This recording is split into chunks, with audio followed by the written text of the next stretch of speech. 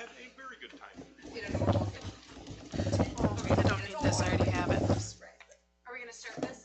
Let's Yes. do it. Yes, okay. Okay, my microphone's on.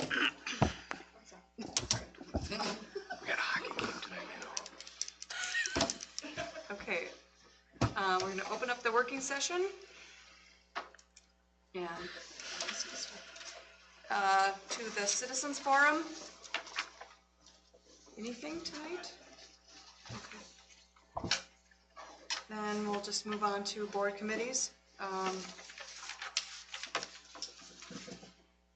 don't have a list this time, so maybe just... We had a meet and confer, which is where this whole discussion is going on. We're trying better. I guess if there's somebody out there who's watching this on remotely, I would like to have some response on it, but we're trying to get so you can see facial expressions on the board and on speakers. We'd like people to come up and actually use the microphone. If you, as report people, want to do it, you can either come up and stand here, and I think the visual is good, but if you're uncomfortable with that, at least have the microphone in front of you, because the complaint was you couldn't hear,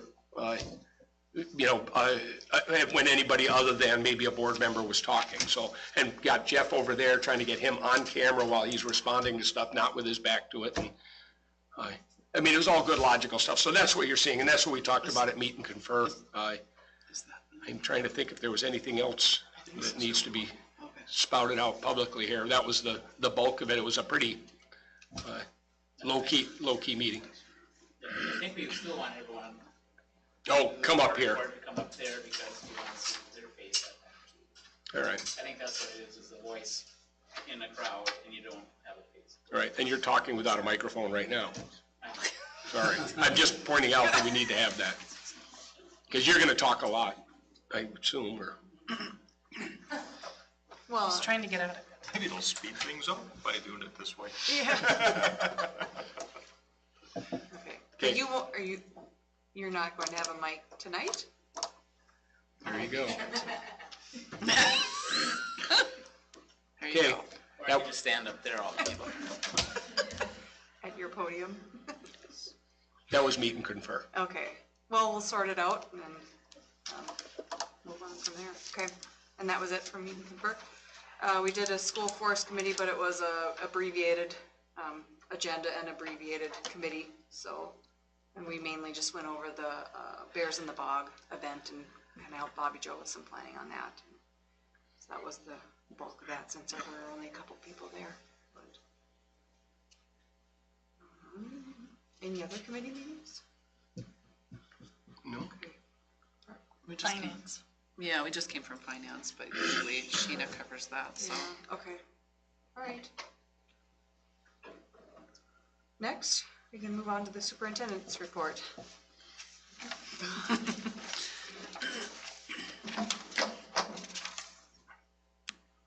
rather sit there with my back. Yeah.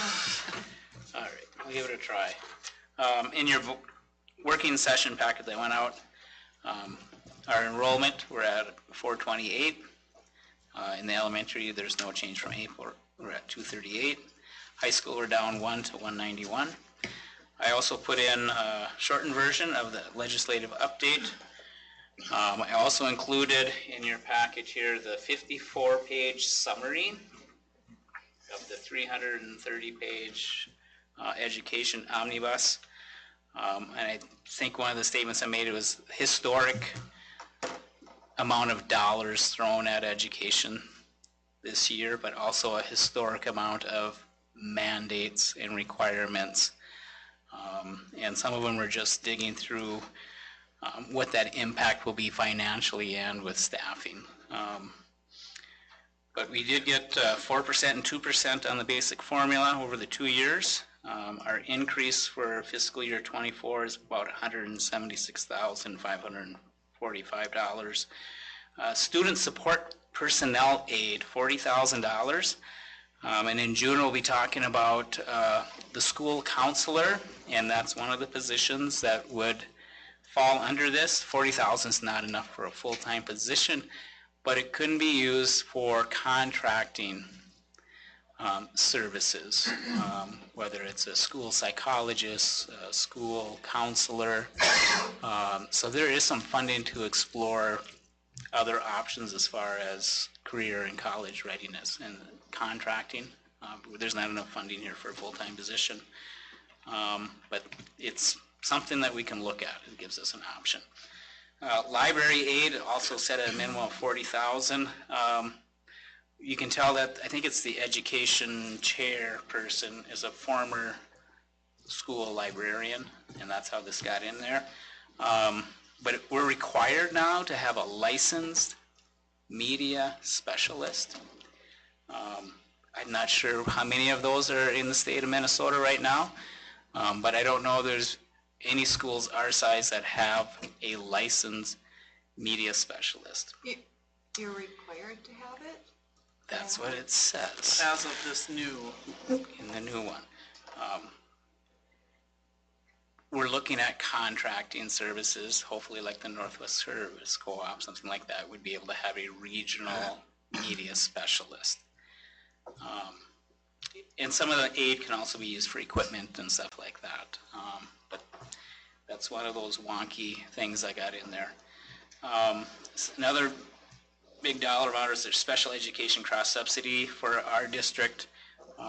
That's going to cover, now this isn't, some people say this is new money, but it's really not. This is money that comes out of the general fund to support special education. And we're going to get about $77,363 to cover some of the extra costs for some of our special ed services. But it's really not new money. It's money that we've taken out of the general ed classrooms for these mandates and special ed. Now the government is finally going to start covering what they said a long time ago, back in 1974 or something like that. The federal government's not doing what the state is doing it. So that will bring us up to about 40% of our cross subsidy in fiscal year 24. And then it goes up, well, it stays about the same through 25, and then it goes up to 50%, I believe, in 2027. Another big thing is the jobs and labor bill, and this will, some of it will impact employers, and it will certainly impact the school as far as the paid family medical leave. Will have a financial impact on us. I don't have the details in front of me, but I think there's a webinar coming up next week already from MSBA, I believe, or MREA, on what that looks like. There's also some summer unemployment insurance for some of our workers that weren't covered by unemployment previously. And again, that's another one that we have to iron out. So there's lots of stuff. I don't know if you had a chance to look through the 54 pages. There's some stuff in here on personal finance now is going to be a requirement for graduation. There's a couple other things with some of the other classes. This is a massive bill, and it'll take some time to iron through it. Not all of it goes into effect next year. As we get through it, we'll kind of come up with a timeline on what the impact will be. Which brings my next point is on negotiations. It's going to take some time to filter through some of this. I don't think we're prepared to start pushing the negotiations at this time. I'm thinking in June we'll schedule a closed session for strategizing for negotiations, and hopefully by then we'll kind of have an impact on what the new dollars are and the new expenses and where we're sitting budget-wise and what we can start looking at as far as negotiations. My schedule is in the packet for this week, and I guess that's about all I have, unless there's any questions.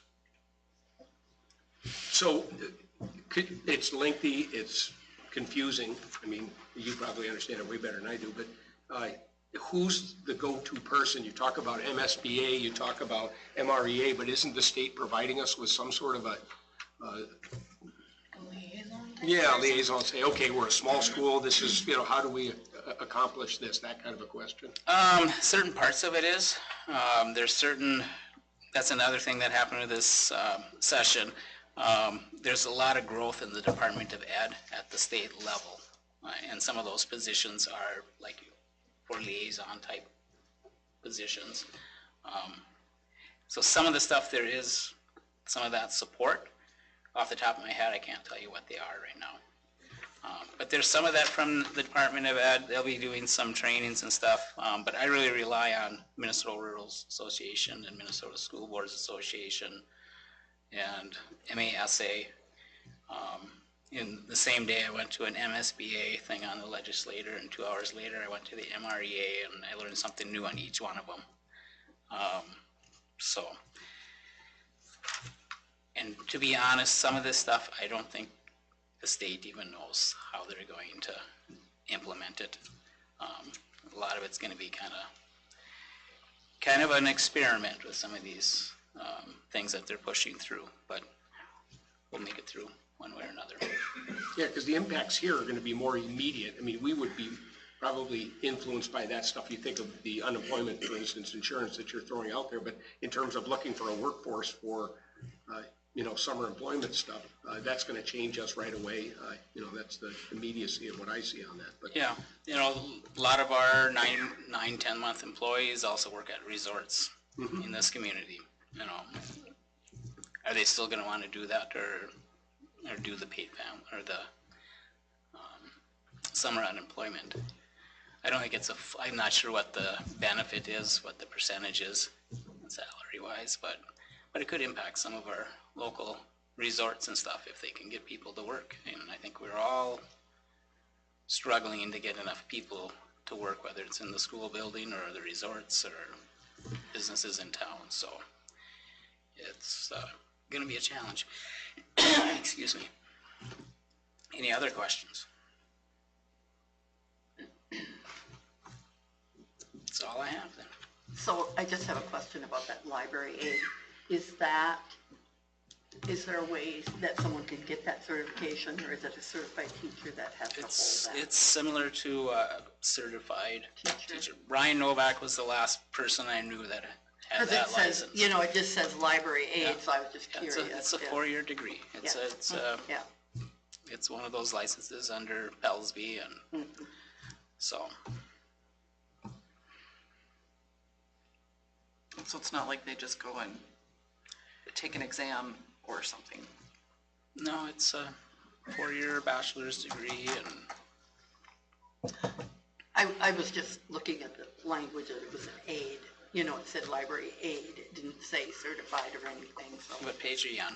On No, page, it was like a media on page, specialist or I know, but I'm looking at Jeff's update that says library aid, $40,000. There's one of each. Oh, aid as in state aid. Oh, okay, there we So go. it's state aid. It's not a E on the Yep. end. It's a formula, but if you're in a small school, they set a minimum on it. Okay, It's like, I don't know, I'll make up them, it's like $20 a kid. Well, I misread that. for us, totally. that doesn't amount to much. If you're in a bigger school, that can be significant. So they kind of set, A minimum. if you don't have these many kids, a minimum of 40,000. Thank you. Well, you said that, I guess I thought it was a position as well. That's the mirrors and the smoke. Keep you on your toes. So, but if you look through this, or if you have questions and you want more details, just let me know ahead of time, and I can research and get you what I know. Thank you, Jeff. So is this odd or getting used to it yet? Seems cumbersome for you. That's my opinion. I like it. Good evening. Our Athletic and Arts Awards is going to, what? Sorry. Oh, no, it's okay. Is this Thursday at 8:30 in the auditorium, and then our PBIS Awards will be Friday morning in the gym. Summer school we have scheduled for June 5th through the 16th, alongside with elementary at the same time. And students were notified if there were failures from first semester or at mid-quarter they had F, so quite a few are kicking it in gear if they were on the border. So I'm glad we were able to get those out, and they were mailed to parents, and I think a lot of parents got them already on Saturday, so if not Saturday, they should have got the letters in the mail today. And then the principals conference is at Breezy Point, June 13th to the 16th. Today we had Ron Knutski from Thunder Bay, and he presented to elementary students in the gym and high school students in the gym. Native American Ojibwe, very, very well received by both sets of students, and elementary has, well, some of them have asked for him to come back next year and instead of as large group, go small group in the classroom so it can get a little more personalized and a little more in detail. But he did puppets and animals and songs and different instruments with elementary, and with high school he explained his family staff that he brought with, did also some music with the drum and with a couple different instruments also. So very good to support the work of our APAC committee. And then what I need to ask from board members, I know Carla and Corinne said that they will present diplomas. Is anybody else able or wanting to? Boyd? Anybody else? Tim? That starts at 6 o'clock. Yep, I can get there. Okay, so Corinne, Carla, Boyd, and Tim.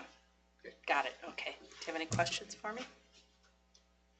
Can I ask a question maybe related to the email, just regarding recognition at graduation, just so it's maybe clear for us as board members, as far as who gets recognized during the ceremony, or who's allowed? Do you mean who's allowed to walk? Yes, thank you. So our policy is that you have to have completed all the requirements required of MDE and the school, and obviously be enrolled at Lake of the Woods School.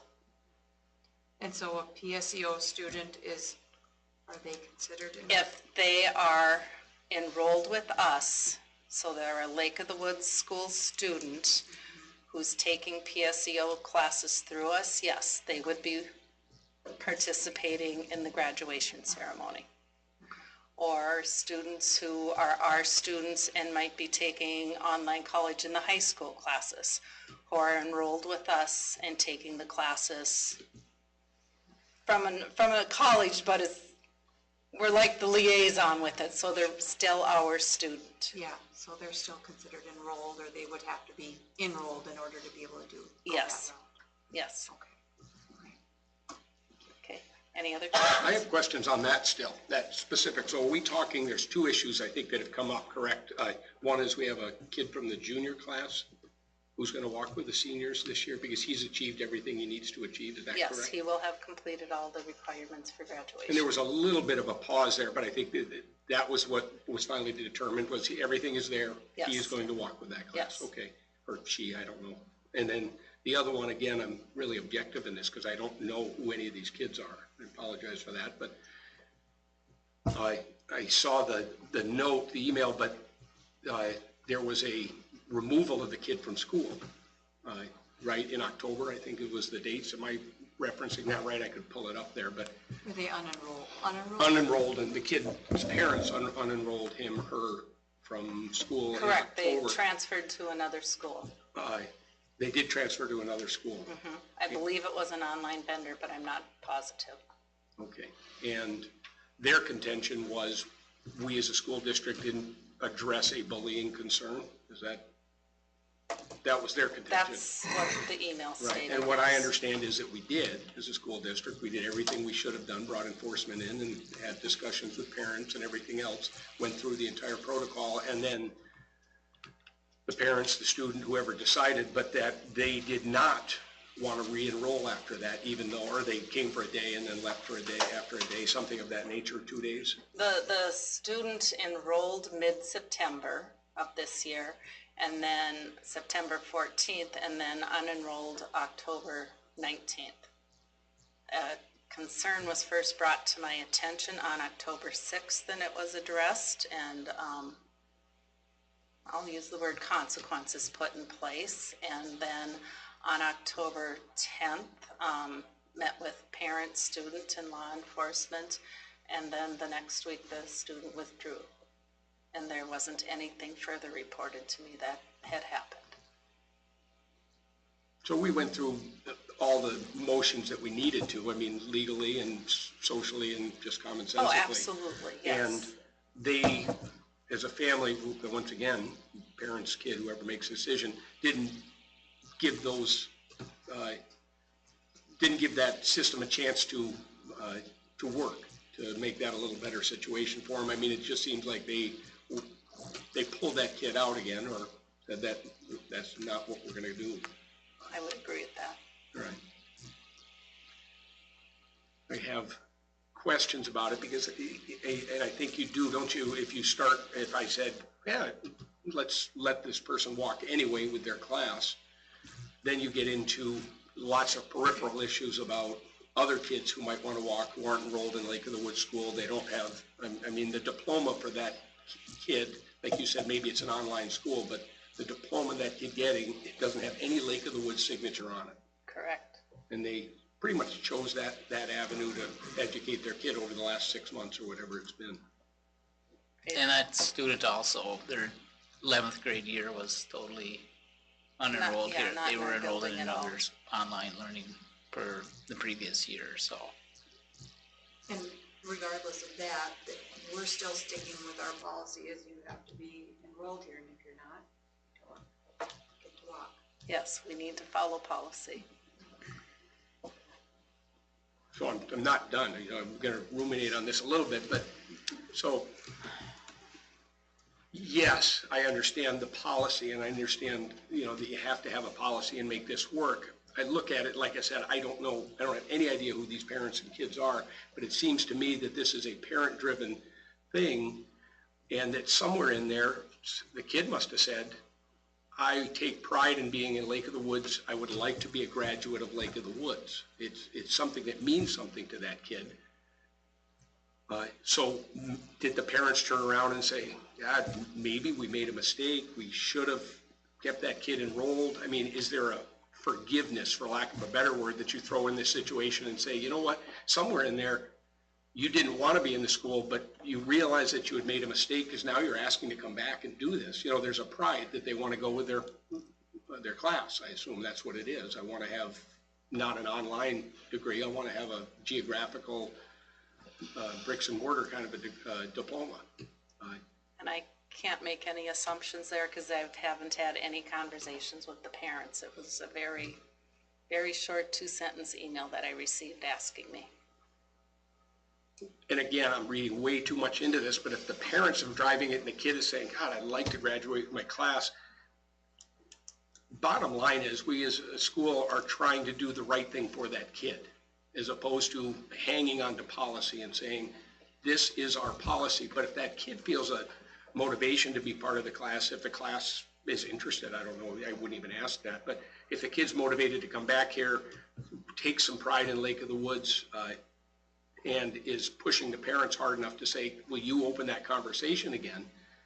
Right? Should we consider that? I mean, is that something more than policy at that point? Or we want that kid to have some self-esteem. We want that kid to, you know, feel like they're part of that group, you know, that bonding mechanism, you know, that you get from graduating with a bunch of other kids. Anybody else can chime in on this, because I am playing a devil's advocate position here, but.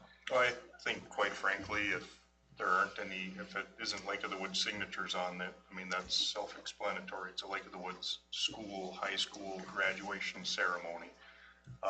It's unfortunate that if the case is like you're saying, but it's a lesson and actions have consequences and you should think them through before you do them. So, I mean, it's unfortunate, but we don't put on the graduation ceremony for if somebody graduated from, say, War Road and they wanted to walk in our ceremony. Well, Well, what we would wouldn't keep do this that kid either. from going to War Road and saying, I want to walk with them? Well, Like if the kid was just like Oh, went yeah. to any Oh, school yeah. and said, I want to walk in yeah, War it'd be Road. the same thing. But I mean, there's an actual brick and mortar one that's even more a hard example where you go through, the diploma is signed by War Road School District, and then would we let them come and walk across our stage? That doesn't make any sense. And this is exactly the same thing. It's unfortunate. It's a little bit of a caveat to it, but I guess that's the way I kind of look at it. I like you got to live with your decisions. Yeah, I agree. I still get this sense that this was not a collective decision. There were parents and there were kids and there were different decisions made. So once again, I'm just trying to give that kid one last shot at some notion of compassion. You made a mistake. You can come back. I mean, this had to have been discussed in that household and said, I want to graduate with that class. I mean, I don't think a parent looks at a kid after they pulled him out of school and says, you want to graduate with that class, you should. I mean, I assume the kid's the one who brought it up, and that's why I bring that up. I'm trying to look at it from that perspective. Then again, I mean, you're making a whole bunch of assumptions there, and that's why you fall back on policy, and that makes it pretty easy. I'm okay with that. I just wanted it to be discussed. I didn't want it to be just something we hadn't, I mean, the public needs to know that. I think, again, if you make it too easy to graduate, like with an online degree, in the future, maybe we have dozens of kids doing it and then doing the walk here if you're rewarding them for not being part of the brick and mortar of the school. But, so I understand why we wouldn't want to do it. I just wanted to make sure that we had discussed this out and that the public knows how we're handling this, as a board. And when I stand before everybody on graduation night and I read that all these students before us have met the requirements of the state of Minnesota and the school district of Lake of the Woods, my signature's on there as well as board members. And I have gone through every single transcript several times to make sure everything's been met with the requirements and electives. So that's where I'm comfortable knowing, yes, you have followed our policy and met all of our requirements. And that's why I'm recommending who's before you that evening to receive a diploma. Question. The student transferred in, say, 3 weeks before graduation. Would that still be appropriate? Do you want me to answer Woody's question? Last year, we actually did have someone who transferred in the last month of school, and I sat down and I went through their transcript from the school that they transferred from, and there were a couple things we needed to make sure they did, and they met our requirements, so yes, they received a diploma from us. I think the key point there is they still met our school district's requirements. And they were enrolled. And they were enrolled. And, well, for instance, what would have happened if they still wouldn't have met one of our requirements? They would not have graduated. There. So, We may have some seniors right now that may not be walking on Friday evening. so. And so your point is you're applying it fairly. There is a process. There are steps. Yes. Yeah.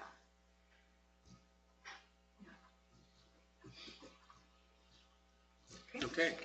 Thank you, Mary. Thank you, Mary.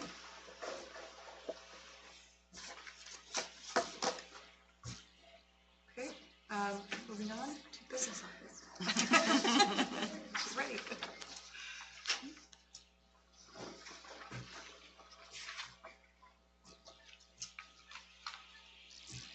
Okay, so looking at the Finance Committee meeting summary and going over our revenues first, our state revenue is at 80% received and is $15,231 lower than April of last year. Local revenues are $215,157 higher than last year. Federal revenues are at 64% received for the year, and community ed has received 29% of the budgeted revenues for the year. So through the month of August, we should be sitting at about 83% expended for the year for all of our expenditures. Our revenues fall slightly behind. About 8 to 10% we'll receive next October. It's like just a holdback that the state has. So those are going to be a little bit shorter at this point. And so overall, all our expenditures are running pretty much right on track at 83% expended. So that looks really good. Our grants, nothing has changed since last month. For Finance 160, I'll do our Q4 draw in July once June is complete. Finance 161, is no change from last month. Pandemic enrollment loss, finance 171, no change from last month, that's spent and done. Finance 170, COVID testing supplies, we had received $20,000 and it was spent after Q2. When schools don't spend all their money, they basically release it to all the schools again. So we're able to apply for more money, and we just found out that we now have $69,028.48. And we have through June to spend that also. That money is used for paying for like a school nurse, any nursing supplies that we need, and like they call it COVID testing supplies also, but it's just a broad range of expenses.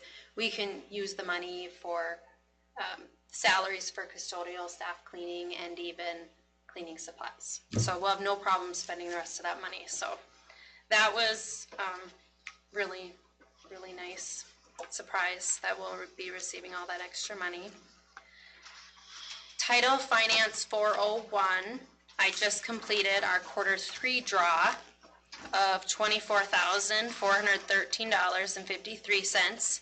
We have $34,589.53 remaining. Our Farm to School Big Bite Grant,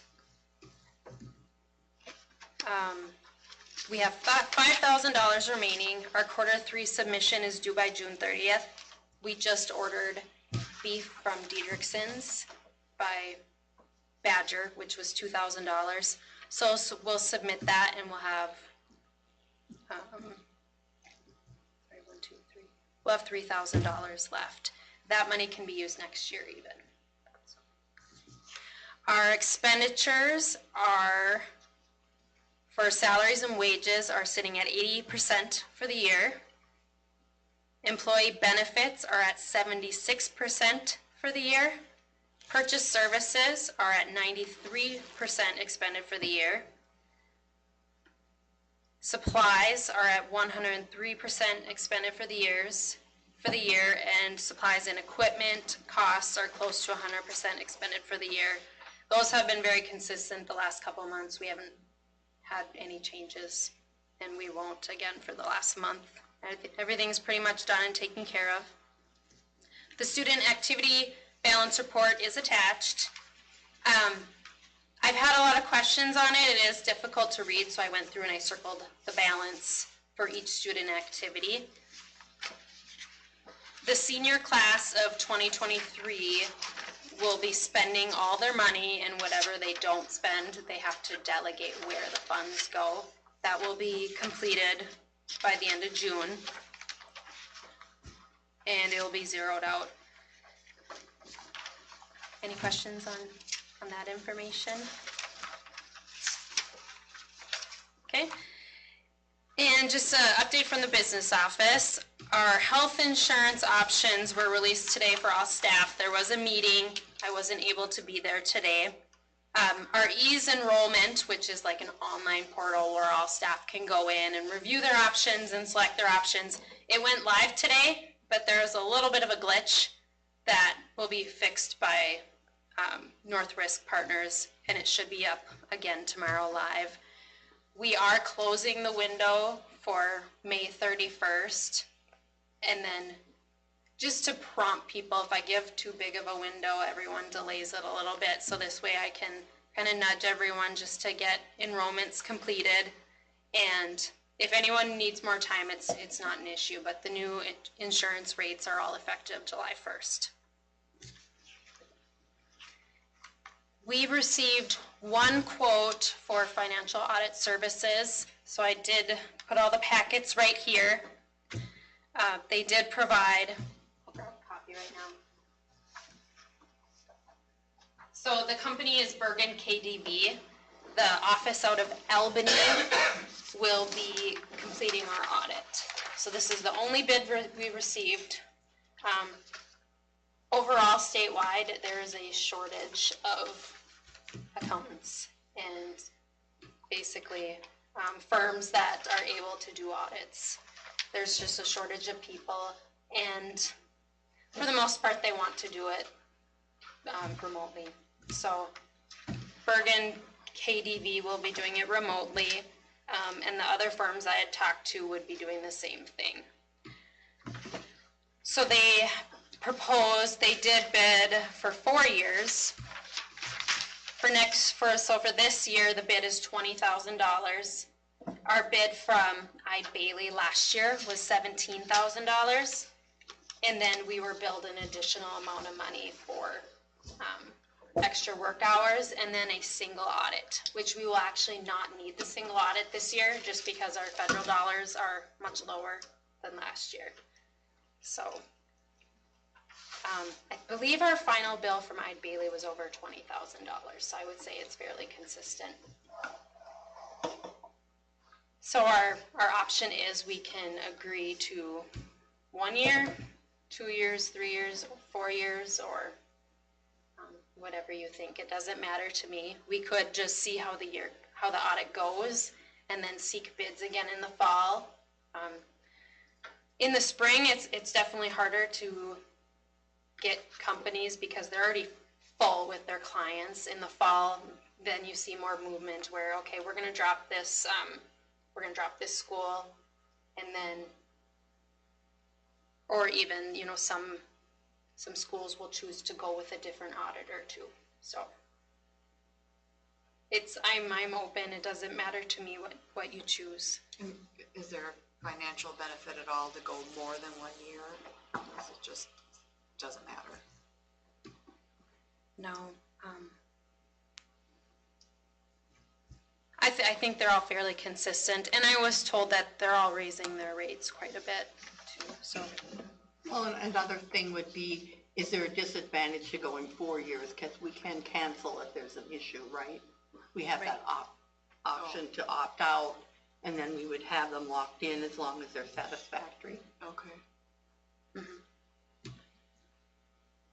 I mean, there's both sides of that, you know, but you can't get out of it. but we talked about that you can get out of it if you need to. I mean, I'm thinking that the effort you put into it, you know, trying to find this, the fact that it was one, that maybe we want to lock them in for a little bit. I mean, it's fair to them too. I mean, they're going to try to figure this out in 1 year. And I would feel differently if the price was higher than we had been paying. You know, I would feel differently if it was $25,000 that first year. You know, and even the auditing firm that's closest to us, that's 2 hours away, they would be doing it remotely also. They told me if they did submit a bid, so.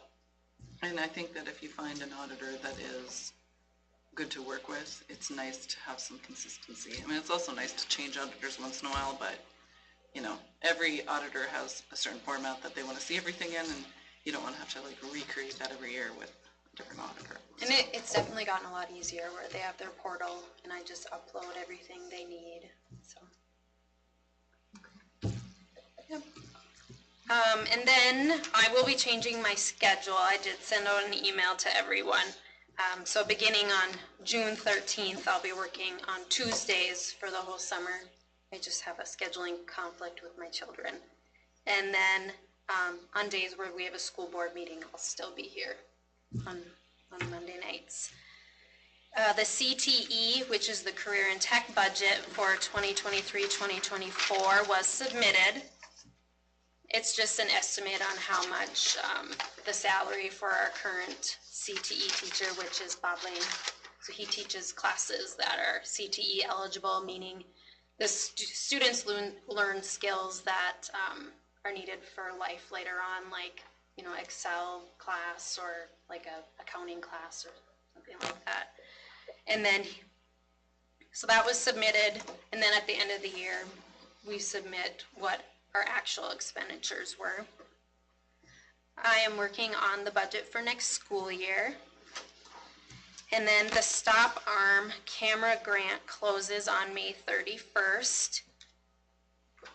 We received $42,000 from the state of Minnesota for the Stop Arm cameras to go on all the buses. And I was going to submit the invoice today, but it's actually wrong, but we'll submit that, so whatever we spend, we get right back, so that'll be nice to have. Anything else? Same question that I asked Jeff though, but they state providing you financially some sort of a conduit to figure out how all these new mandates are going to be implemented? Do you get that kind of a? No, I actually have a webinar on Thursday for unemployment. It's just, on my side, it's more so setting up all new codes, which I had to do for grants, and I'm actually getting really good at now. So I have my UFARS manual, which is my Bible, but they'll give guidance on, or so for even like the new library, what do they call that? Aid. Aid. The certified library. Yeah, actually, my aunt was actually a certified library person in Boston, and she told me it's actually really hard to get too. So Does she want a job? Yeah. she actually just retired two years ago. But so basically, what happens is if I can't just code anyone to that code, they actually have to have that certification in order for me to code them to that certain code. Same thing with special ed. There's just a lot of, like, you can't do this, you can do this, and you kind of have to know the rules. But MSBA is really good about sharing information. Region 1, they even go through our UFARs and just double check things for us even, just to make sure everything's in line with the state. Or sometimes I'll even like set up a new code and the system won't let me. It'll tell me it's a chapter 10 error, which is not allowed by the state. So even our software program is set up where it just won't let you do some things. But there's just going to be a lot more codes. The unemployment will be a learning curve a little bit. So what happens is I report quarterly everyone's hours to the state and I submit it. So when anyone files for unemployment, they're able to get 50% of their wage of what they were paid. So if they worked for just one employer, they would get, or the school, they would get 50% of their wage. If they worked for multiple people, they would get from multiple sources, but it still would only be 50%. One thing I'm not quite sure of is technically, if there is work available, you can't turn down work. So I don't know how they're going to monitor that. So even if someone comes in and does work during the summer, they can still file for unemployment, and so whatever they make comes off of the amount that they would get for unemployment. So I think there's guidance coming out on that. Like you can't force a paraprofessional to do welding work in the summer. Right. So it's got to be kind of within the classification of the job. The summer unemployment, it comes out of the general fund. We're not allowed to levy like we can with the other unemployment. So anything I pay for unemployment, I have to have to a special code also. And then when we do our year end and we submit to the state can see exactly how much we paid to unemployment.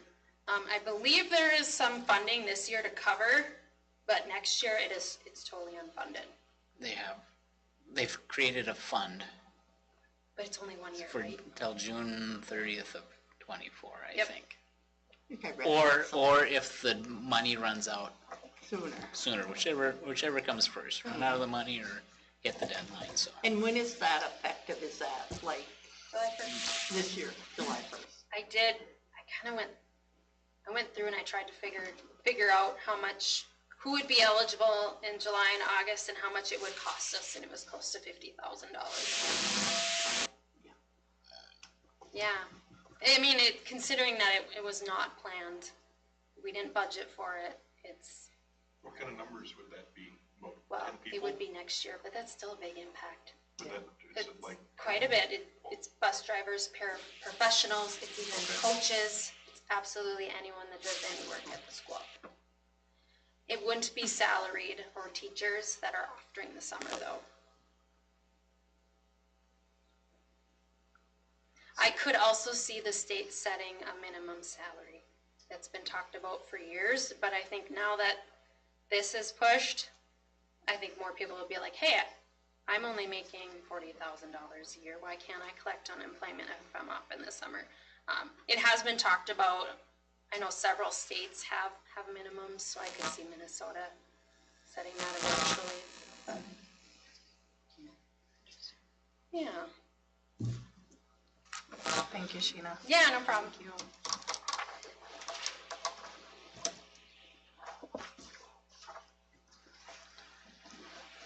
Next up is Activities Director and Community Ed, Samantha Lyon. Hello. That's loud, sorry. So I am excited to do our spring sports update right now because all of our teams are doing really well, which is always a super fun thing, so I'll run through this. Softball starts playoffs tomorrow versus Black Duck in Red Lake Falls. I know that seems odd. They've had a really great season. The most fun actually was a loss to Walker where they went 10 innings, a 1-0 loss. Chloe Olson, I mean, it was a pitcher's duel, man. It was such a good game. Chloe pitched amazing. It was unfortunately a loss, but definitely, I think, the highlight for my season in watching them. Baseball is currently 12-3. Most recent fun with that, Wyatt Shaw hit an out-of-park homer at their BSU game, conference BSU game in LaPorte last week, which is always quite fun. Track is setting records left and right. The boys 4x800 meter relay, which includes Charlie Steinbeck out of Indus, Seth Meikle, Yili Shiro, Dawson Meikle, set a school record for their 4x800 meter relay. Seth Meikle set a record for the 3200 meter relay. And Kaylee Piper, as an 8th grader, set the school record for 300 meter hurdles. So track team's doing quite well. They go to subsections in Walker tomorrow. Golf, we've gotten personal bests from Jordan Cavernan, Kenzie Piper, Onley Jacobson, Ella Nordloff, Vanessa Larson over the course of the year, which is quite exciting. And we also go to subsections tomorrow in Roseau.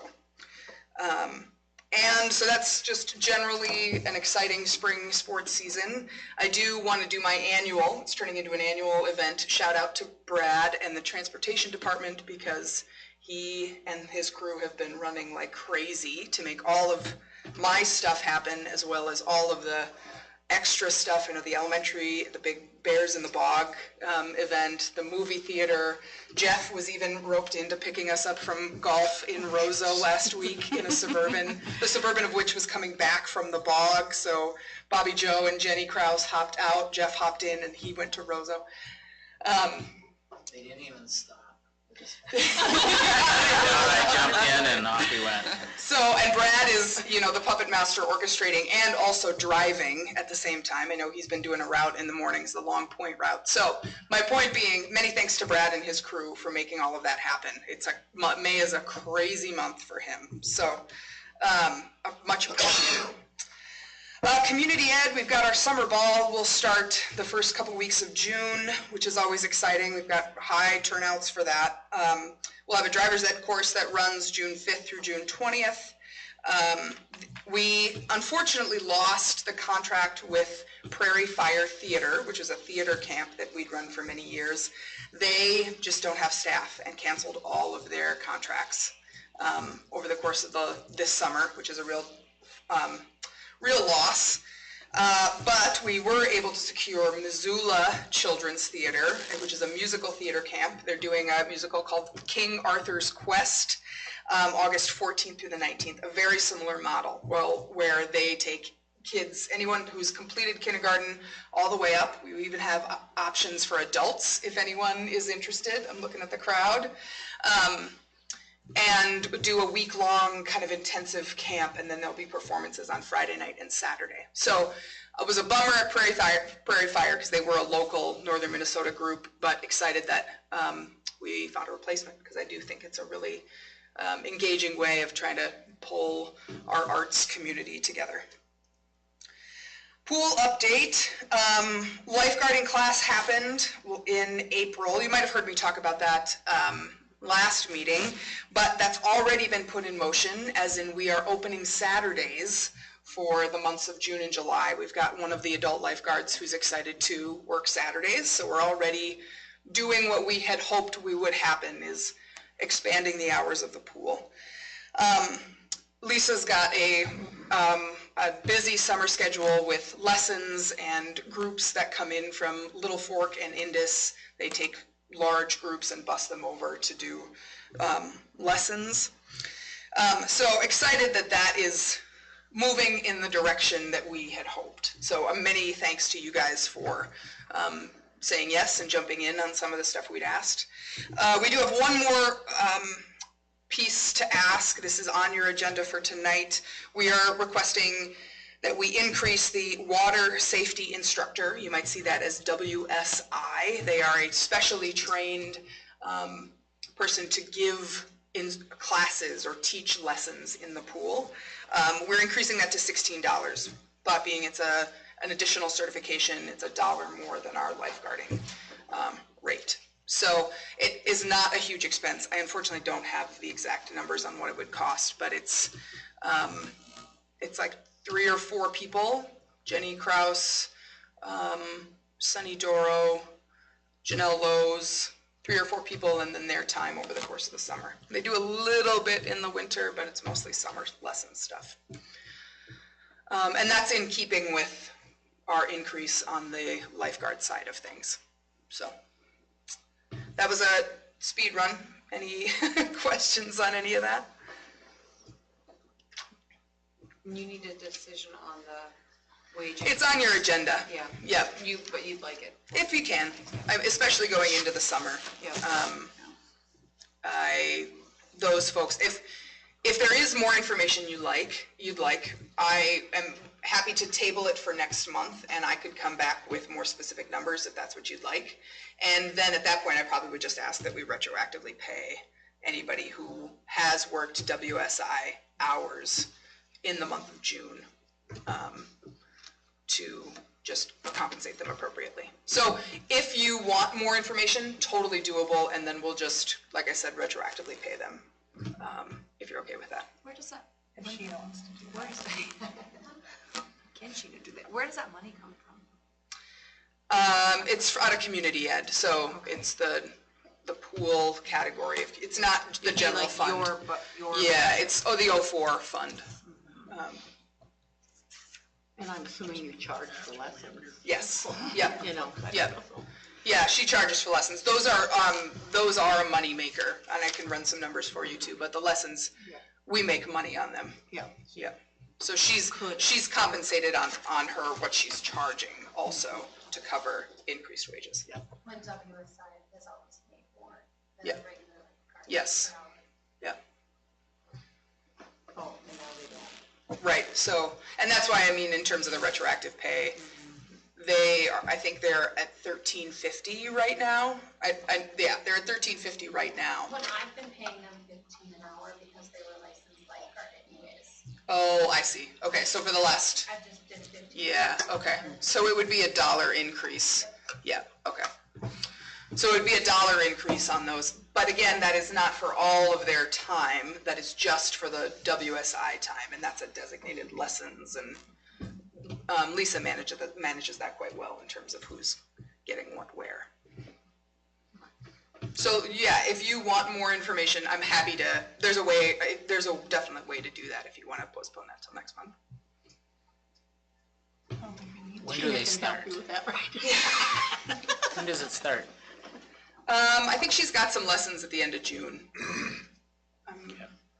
I don't know that exact, I'd have to ask her that. I don't know that Any exact. ballpark idea on how many hours of? Is It there depends 60 on, hours she of offers this? she offers quite an array of lesson options. It can be, I think, Private. yeah, like there's a family or group lesson where a couple different families can get together if all of your kids are at the same level. And then she offers the level 2, level 3. I think they just go up to level 3. So it's the larger group lessons, which tend to have more kids in them, but it's less of a cost for kids and less WSI instructors. You're doing one instructor on 20 kids as opposed to a private lesson, which is, my point in being, I don't have a ballpark number on that because it's a little bit all over the place based on what she offers. It's fee-based, so we can always make adjustments to Sure. Yep. balance the book if we need to. Yep. I could just recommend. other questions? We have 2 home games this week, Tuesday against Warroad. We're all baseball against Warroad, I know. And then home baseball against Kitson. And then you can also take a cruise through the junior high track meet that's happening out there, which I'm sure is very lovable chaos, but junior high and track meet, right? Any other questions? That's the mosquito population. Yeah, well, and I don't know if you were gonna mention this, Seth, but Seth had worked on a deal with the city last year where we line their baseball and softball fields over at Timber Mill, and then they come over and spray for mosquitoes as a trade, because we have the stuff and the gear. We have the stuff to do the fields, they have the stuff to spray. Because those baseball fields in the summer would be miserable if I we heard him didn't. firing up a mosquito sprayer today, so. Yeah. Roger was on that one. If you drive by my house, my lawn is half mowed because I bailed on mowing last night. Mosquitoes are so bad. Anyway. They were nasty yesterday. Yeah, they were rough. Okay, good. Thank you, Sam. Yeah. Thank you. Thank you. All right, next up we have Stay there, Jill wants to talk now. food services with Jill. Okay, I don't have much anyway. So the last board meeting, you guys wanted a little more information on the Angel Fund. So I tried to do some research. It's very vague, but I'm assuming it's vague for a reason. So last month we had a really generous donation from Ruby's Pantry, to for food services, so we put that into the Angel Fund and we were able to distribute that. I reached out to about 8 different schools asking, hey, I see you have this Angel Fund on your website, how do you use it, what's your criteria, and they're all different. So I didn't find any like concrete, this is how you have to use it. Even MDE's website was very vague on how that had to be distributed. But long story short, we decided, first we allocated it to students that are already qualified for free or reduced, but they had a balance prior to being qualified. So we were able to cover all of those balances, which there weren't very many. Then we looked at students that had applied. They aren't direct certified, but they had applied for free and reduced lunch and were denied. So we took and tried to distribute it as a percentage to each of those students to help cover some of their negative balances. So that's kind of how that money ended up getting used. But yeah, so if ever we get any more donations to food services, we will continue to use that fund and kind of go from there. So, any questions on that? I don't have a lot of information. So did on you it. do like a general policy of how you did that? So in future it'll be applied consistently, or? I guess I didn't make an official policy, but I But could you will. put it You in know, just- writing. Yeah, just so so we have some guidance, you know, or maybe you even want to call it a guideline. You know, I don't know how you want to do it, but. Yep, I can. Give it a year or two and find out how everything pans out. It seems like everything just kind of, you try it one way and then it's like, okay, this actually ends up being the better way, so Right. however it works out. And then still talking about lunches, very excited about everybody getting free lunches next school year. So that begins July 1st. So that's kind of the key thing. It begins July 1st. I was a little nervous that information came out so early in the spring that people would just assume, oh, I guess I don't have to pay my lunch bills now. Well, they still have to pay what they're accumulating up until the 1st. If that makes any sense. So that goes for students K through 12. They don't have specific guidelines for the preschool students yet. Head Start students have always got, or I don't know always, but this year Head Start students received free breakfast and lunch. I'm assuming they'll continue because that's kind of a separate entity in itself. So the concern would be with the school readiness students, and those are the ones that are in Miss Nicole's class. So I'm not sure what the state is going to say about them, but I'm hoping to hear something soon this summer so we can give them some guidance with that. What else is entailed with that? We're still going to require students to punch in their numbers. This is a state funded policy, if you want to call it that. So we're still going to have to know who's direct certified, and students that are direct certified are those that qualify for like SNAP or Medicaid. And even with Medicaid, there's specific qualifications, because I know I ran into some students this year that their parents said, hey, they're qualified for Medicaid. Well, Medicaid has a little different income guideline than the state does, so that got a little tricky. So anyway, students that are direct certified, where was I going with that? Oh, they're still punching the numbers. They're still going to have to punch the numbers because I'm still going to have to report the numbers. So I'm still going to have to know who's free, who's reduced, who's been denied, stuff like that. But we are encouraging, so please spread the word. We still want people to apply if they aren't direct certified. We've always called it our free and reduced lunch application. It's not necessarily just for lunches and breakfast. It could expand to a wide range. So it's actually called the education benefits application, and those will be sent out again probably in July. Students that qualify for that can get free ACT tests, they can do free AP exams. We had some reductions in athletic prices. We were able to do some discounts with band instrument rentals, stuff like that. So we still want people to apply. I know with everyone getting free lunch, it's like, well, why do we need to do that? It helps us in so many other ways. Another thing is a lot of these teachers and like the cooks, when they apply for grants, they'll come and ask, what are our free and reduced percentages? And that's going to come from direct certifications and then people that apply in applications. So if people aren't applying, our numbers will be lower and we may not qualify for certain grants. So spread the word, and hopefully I'll be able to do something marketing wise with that this summer too, so people know that it's still important. You do them online? We didn't this year, but I'm going to figure out how to do it. Seems like if it's online, people are more willing to do it. So yeah, we'll figure that out. And I think that's about it. Does anyone have any questions? Just quickly touch on the summer food program. Oh yes, so in the past we've had, with our summer school, everybody has received free meals. We did not, I just found out, qualify for that for this summer. So what's going to happen is however people paid for lunch during the school year, that will carry over to those 2 weeks. So if the student was free, then they'll still be free. But if they were denied or a full paid student, they will have to pay for breakfast and lunch in the summer. Yes? I just got an email. I can code meals to the grant. So Okay. I can just adjust our summer school grant, and I might even need to send in just a new application, which revised app, which is 1 page, and just indicate that we're going to be covering school meals. Even though it's fun too, I was told we can do it. So Okay, perfect, because I was like, oh my So we'll gosh. just have to track the number of students. Okay. And then I can, instead of tracking food, it's easier to just track the number of students times the meal price. And we'll still follow guidelines. You have to have this for your lunch, for your breakfast, all that. So that'll be amazing. Thank you for doing that. Any other questions?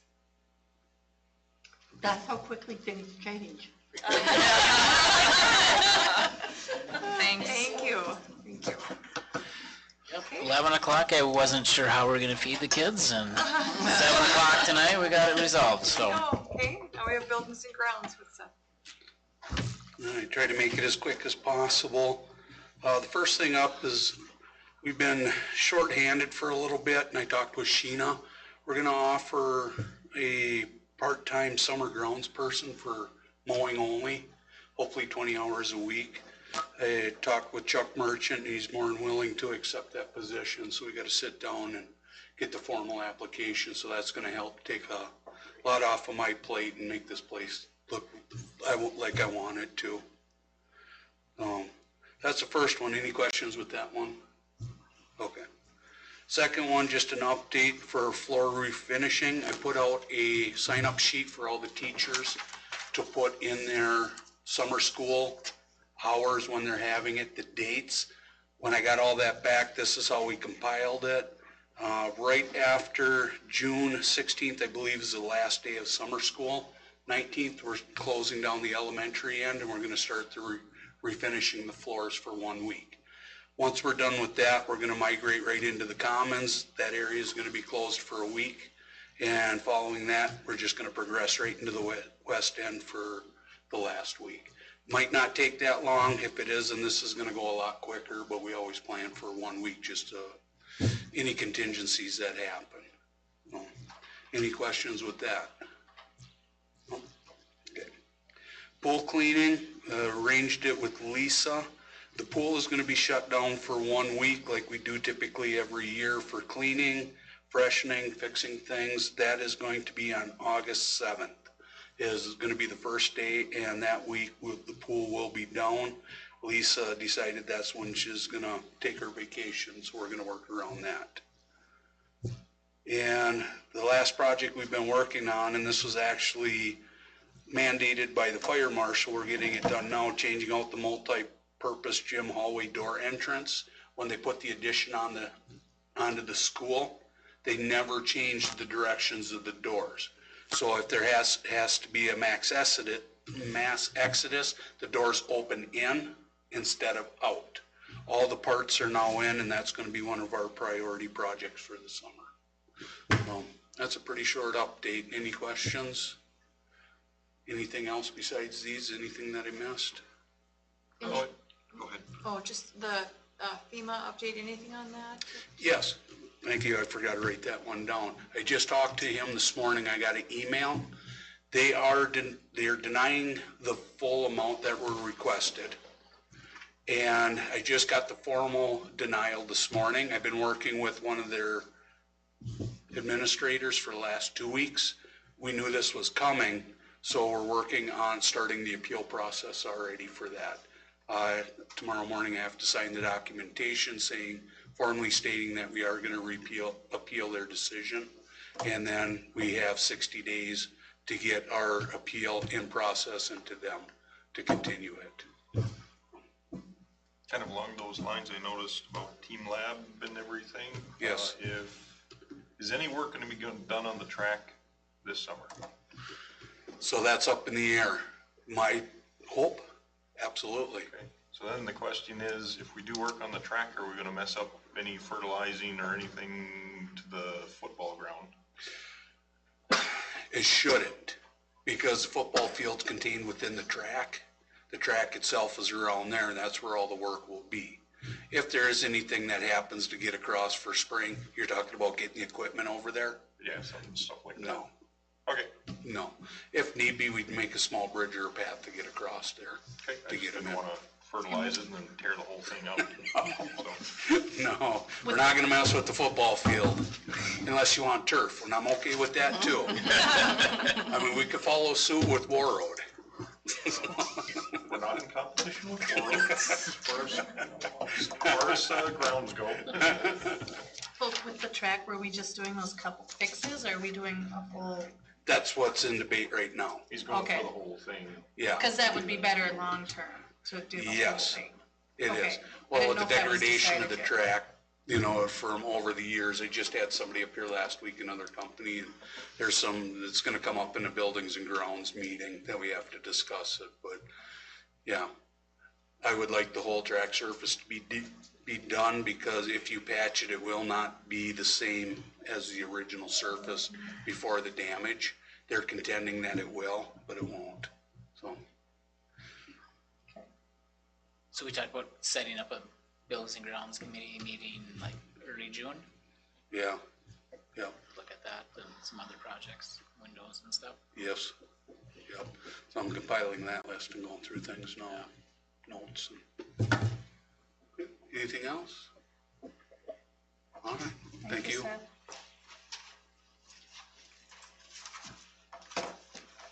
Okay, that's it. So convene the working session and move on to the regular meeting.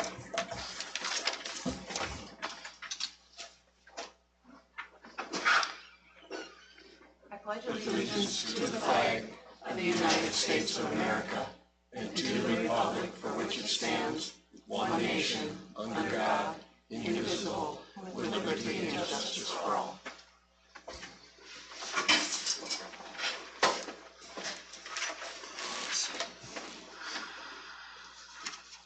Looking for a motion to approve the agenda. Make the motion. I'll second. Go You ahead, got it. Tim. You got it. Okay, Johnson and Ryan. Any discussion? Call for a vote. All in favor? Aye. Opposed? Motion passes. Need board presenters.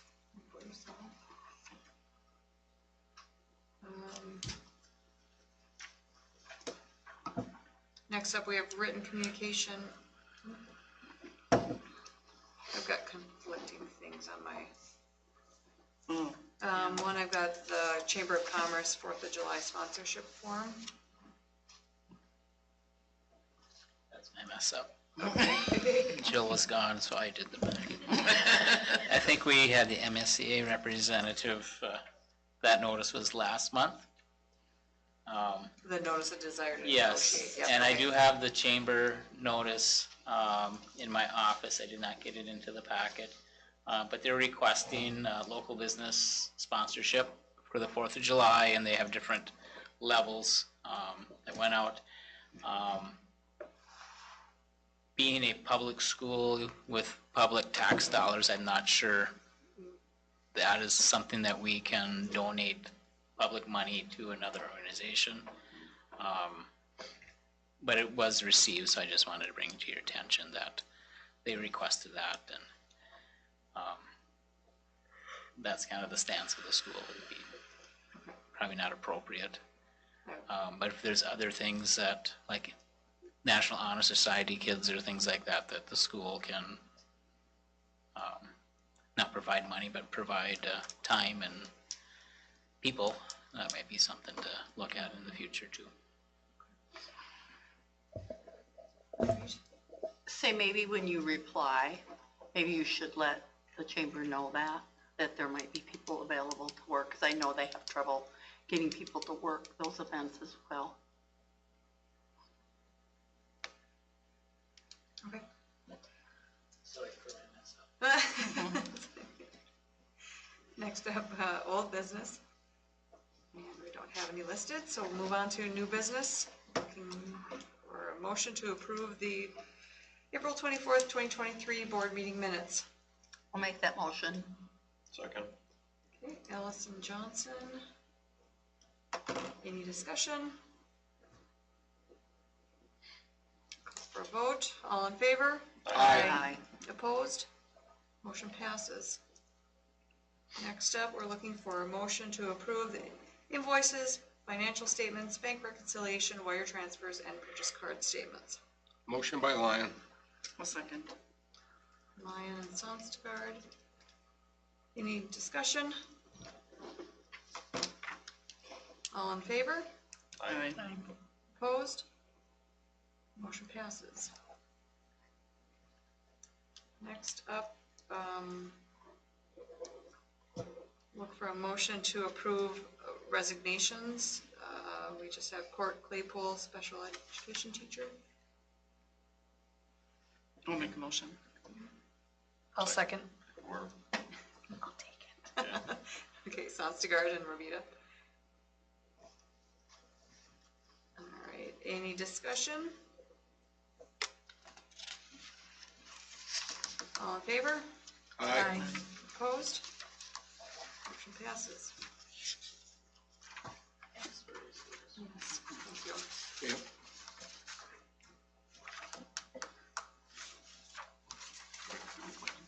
Yes. Next up, and maybe I'll abstain from this next one since it's sick daughter. Oh. But, looking for a motion to approve the appointments as presented. We've got Nazreen Rajahid, is that? Mahid? You did pretty good. Lifeguard, Sarah Eck, lifeguard, Hallie Holen, lifeguard, Susie Neist, special education teacher. I'll motion. Second by Lyon. Rita and Lyon, all in favor? aye. Aye. Aye. Opposed? Motion passes. Next up, we're looking for an approval of policies. 417, chemical use and abuse, and 516.5, overdose medication. Make the motion. Second by Lyon. Johnson and Lyon. All in favor? Aye. Opposed? Motion passes. We're looking for a motion to approve the team lab quote for the football, baseball, and softball fields. Motion. Second. Okay, Johnson and Rovita. Any discussion? I think the lawn's pretty. Okay. All in favor? Aye. Opposed? Motion passes. Now we're looking for a motion to remove Jeff Para and Nancy Olson from the security box at Riverwood Bank and to give permission to add Jeff Nelson and Harley Profits. I'll make that motion. I'm a second. As long as you show it's what's in the box. So excited to go look. We have Ellis and Sonstegard with the motions. Any discussion other than that? I asked in the finance committee meeting what is in the box, and he said he has no idea, so. Is it like opening up Al Capone's vault or something? Or like a time capsule. Well, we're talking 6, 7 years with those names on it, right, since that's been open. Hopefully something aged in there. Probably 10 years. Isn't it? Like 2014 is when Mr. Peter left. Well, if it's something good, the day after it gets open, Jeff suddenly retires to Vita, then we'll know it was really good. Do we pay a fee on that? Yes. I'm sure we do. Yeah, like what, $5 a year? I mean, $25 a year, maybe. Not that much. Big question is, do you know where the keys are? No. Yeah, that's it. That can be expensive. Oh, okay, maybe more to come. All right, so we've got a motion and a second. I think, no, we didn't. Yeah, we did. Lynn, Alice and We're in discussion, Sonstegard. so. Okay, discussion, yep. All in favor? Aye. Opposed? Motion passes. Next, we're looking for a motion to approve the 3-year proposal for environmental, occupational health, and safety management contract with Northwest Service Co-op. Motion. Or This community, is for 3 years. Community Action, right? Northwest Community Action. I'll make Second. a motion. No, second. No, it's Second by not, Lyon. it's Northwest Service Cooperative, not Northwest Community Action. Who is it? It's right here. Northwest Service. Okay, so minor correction to the agenda. Oh, it's on the yeah. other one, it's there. The crib sheet. Oh. Just wrong on the agenda. the crib sheet's right. I will take responsibility for that. Just a friendly amendment to It's the. correct on the one I have in my binder. Okay, Obviously, I didn't send that to you. okay. Now I'm so lost now. Did we get a motion? I and a motioned it. second? Motion and a Yeah, second. Yep. Okay. And any discussion? Do we have the real name? Northwest Service Co-op. Okay. Yep. And how many years are we, Three.